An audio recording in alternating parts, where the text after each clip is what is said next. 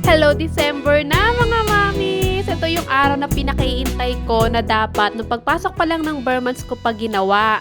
Pero bago ko nga gawin yung gagawin ko na yon, syempre, kailangan ko nga muna maghilamos ng muka. Mga bandang hapon na to mga mamis at kakagising ko lang kasi natulog ako after kong sunduin si Athena sa school. Mga nagtatanong nga at nag-aantay kung meron na ba ulit akong stocks ng sabon. Yes mga mamis, may stocks na ulit ako and kokonti lang yung stocks na yan pag naubos to ngayon and mga third week ng December pa ulit ako magkakaroon ng stocks. Tingnan nyo nga tong comment ni Ma'am Shian Melody. Talaga namang natuwa siya nung meron na ulit akong stocks ng sabon. Kung nakita nyo naman talagang tinipid niya yung unang sabon na binili niya kakaantay sa panibagong stocks na dadating. Actually ako din talaga yung natitirang maliit na sabon ko tinipid-tipid ko talaga yon. Puro gabi na nga lang ako naghihilamos hindi na umaga kasi nga nagaantay din talaga ako ng stocks. Pero ngayon talagang puspusan na naman yung paghihilamos ko dahil katapusan na malapit na naman akong datnan ng aking monthly period. So ibig sabihin lumalabas na naman yung mga sumpa ko sa mukha pero laging puro bandang baba lang naman. So para nga hindi na tumagal ng buwan yung mga dark spot niyan, talagang pinupuspusan ko ng hilamos para mabilis siya mag-lighten. Nung natapos naman ako maghilamos, syempre sisimulan ko na nga yung ilang buwan ko nang pinakaintay at sobrang excited na ako dito.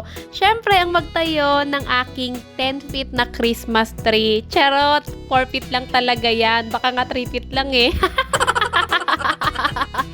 Bale, ito pa nga lang, yung pangalawang taon or pangalawang December na magtatayo ako ng Christmas tree na matagal ko nang pinangarap simula pa nung bata ako. At sa mga hindi pa nga nakakaalam, itong Christmas tree na to, pati lahat ng mga pang-design neto, mula Christmas lights, pati sa mga bulaklak at kung ano-ano pang panabit dito, ay binigay lang sa akin. Yes, mga mamis, binigay lang ulit sa akin yan. Ganun talaga kapag sobrang sama ng ugali mo, maraming magbibigay sa'yo. Charot! Ang nagbigay naman sa akin ito mga mamis last year yung friend ni Daddy. Kasi nga one time nag-vlog ako, sabi ko gusto ko sana magtayo ng Christmas tree kaya lang hindi pasok sa budget namin kaya kortina lang muna pang Christmas yung ginawa ko. So yun, dahil napanood niya yung vlog ko na yun, binigyan niya ako ng Christmas tree. Ayoko nga talaga sanang tanggapin to kasi nakita ko na maliit lang. Sabi ko sana yung mas malaki yung mga 10 feet. Charot! Dahil nga maliit lang naman yung Christmas tree na yun, mabilis ko lang siyang nakabit. At pagkatapos, lumabas nga muna ako dito para nga ikabit sa stick itong mga nabili kong panibagong bulaklak. Meron naman na talagang bulaklak na kasama yung binigay sa akin na Christmas tree na yun. Pero bumili pa rin ako ng mga 10 piraso para nga mas madagdagan yung mga bulaklak dito sa Christmas tree na tinayo ko. Doon ko yun sa labas ikinabit kasi nga pinagpag ko muna talaga yun mga mamis. Kasi grabe talaga ang glitters ng mga bulaklak na yun. Parang bawat bulaklak 1 kilong glitters yung inilagay. Tapos kung nakita nyo, yung stick na tinutusok ko dun kanina sa bulaklak na yun, gawa ko lang yun. Bumili lang talaga ako ng alambre pag sundo ko kay Athena sa school. Tapos binalutan ko lang siya ng crepe paper kasi nga, hindi pala kasama yung stick sa pagbili ng bulaklak. So naikabit ko naman siya ng maayos dito sa Christmas tree. Dapat talaga yung gusto kong design, kung nakita nyo yung kaninang tusok-tusok ko, pag ganun sana, kaya lang feeling ko kukulangin pa rin ako sa bulaklak. Kaya ganyan na lang ulit yung ginawa ko, kinalat-kalat ko na lang. At pagkatapos, bumili rin pala ako ng mga bola, yung mga bilog-bilog na red na yan, para nga mas maganda. Hindi ko na nga ikinabit yung mga lumang pang-design niya para nga hindi na siya over-design, para talagang white and red lang talaga yung kanyang kulay. Hindi ko man ipapakita sa inyo yung finished product nun. After ko nga ayusin yung Christmas tree, syempre kailangan ko naman nang munang maglinis dito banda sa aking higaan. Syempre dahil tinayo ko na nga yung Christmas tree ko, dapat malinis na rin banda dito sa may sala. Kaya naman ito, hindi na nga ako nag-vacuum pero binrush-brush ko na lang yung aking sofa bed kasi na-vacuum ko naman na yan 1 week ago kaya pagpag na lang. Ito namang sa pina-brown kakapalit ko lang din yan.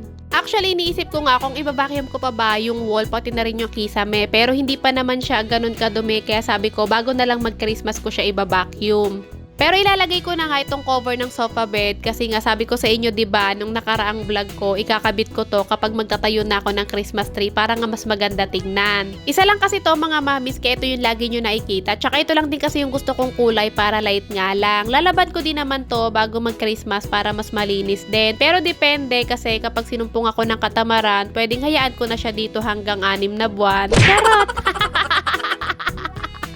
Dito pa nga lang sa sofa cover nakaramdam agad ako ng pagod. So pinapakiramdaman ko yung paa ko kasi parang sumakit. Nakikita niyo mga mamis, pinipilit kong igalaw yung mga daliri ko sa paa kasi hindi ko talaga yun masyadong natutupi pa. Nagagalaw pero hindi pa talaga siya yung kapag ginalaw mo pababa, magliyukuan siya. So hindi ko pa kaya yon. Pero nakakatuwa mga mamis, hindi ko pa pala nababalita sa inyo. Good news naman kasi kahit papano yung paa ko kaya niya nang magtsinelas nang walang tali. Nakakalakad na ako sa labas nang hindi kailangan itali yung mga paa ko sa tsinelas. Sinubukan ko lang naman mga mamis ng isang araw, tapos 2 araw, hanggang sunod-sunod na araw na sanay yung paa ko. Kaya sobrang saya ko sa part na yun mga mamis kasi isipin nyo, nagkaroon na naman ng panibagong improvement sa mga paa ko. Ang agang pamasko sa akin nito. Next vlog ko nga ipapakita ko sa inyo kung ano yung sinasabi kong tsinelas na kaya ng suotin ng mga paa ko. Pero bago nga yun, ipagpatuloy ko muna tong ginagawa ko. After ko naman doon sa sofa bed, syempre dito naman ako next sa computer table. Table, oh?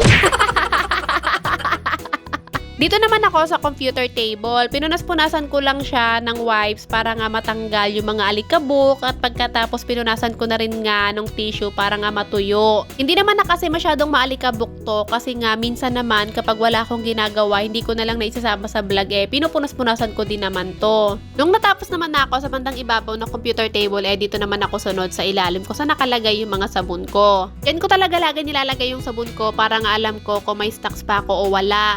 Konti na lang yan mga mamis, nasa 60 pieces na lang yan. Sa mga hindi pa nga nakakapag-try at gustong subukan itong sabon na ginagamit ko, ilalagay ko na nga lang dyan sa baba yung link. Mga mamis, itong sabon na to hindi lang siya mabilis makapag-lighten ng mga dark spot nakakapagpaputi rin siya ng muka. Nakakapagtanggal ng oily face, lalo na ako mga mamis po. Ulit-ulit ko sinasabi sa inyo na oily face talaga ako. Problema ko na talaga yung simula pa nung dalaga ako. Actually, pati tigyawat ko, dalaga pa lang ako, problema ko na yon. Sa mga nagtatanong pala kung pwede rin ba to sa katawan, yes mga mamis, pwede rin naman yan sa katawan. Ako kasi hindi ko siya ginagamit sa katawan kasi nga nagtitipid ako, kaya puro sa mukha ko lang siya ginagamit. Natapos na ako sa sofa bed, natapos na rin ako sa computer table, nagwalis-walis naman na ako. At pagkatapos habang gagawalis nga ako, itong nakita ko yung plancha sa ilalim. Noong nakaraan kasi nireban ko yung friend ko. So dahil mainit pa nga yung plancha, inilagay muna namin sa ilalim ng sopa hanggang sa nakalimutan ko na kung hindi ko pa wawalisin hindi ko pa makikita. Nung natapos naman ako magwalis, lumabas ako dito sa terrace kasi kukunin ko sana tong basahan sa kusina. Nilaban ko kasi to kanina pero hindi pa pala siya tuyo kaya hindi ko na muna ilalagay sa kusina. Isasabay ko na rin sanang linisan yung kusina para nga isahang linis na lang tapos bago na lang ulit magpasko. Pero dahil basa pa yung basahan, kinabukasan ko na ako maglilinis sa kusina. So dahil hindi ko na nga malilinis yung kusina namin, ito nga tayaan yung ipakita ko na sa inyo yung itsura ng sala namin ngayon. Nung mga oras na to mga mami, sobrang nare-relax ako na pagmasdan yung Christmas tree kahit maliit lang yan. Iba talaga yung sayang na idudulot sa akin ng Christmas tree na yan mga mamis. Kaya sa mga kapwa mamis ko dyan na hindi pa nakakapagtayo ng Christmas tree or kahit anong Christmas decor sa bahay nila, simulan nyo na mga mamis. Huwag nyo nang antayin mag-January pa.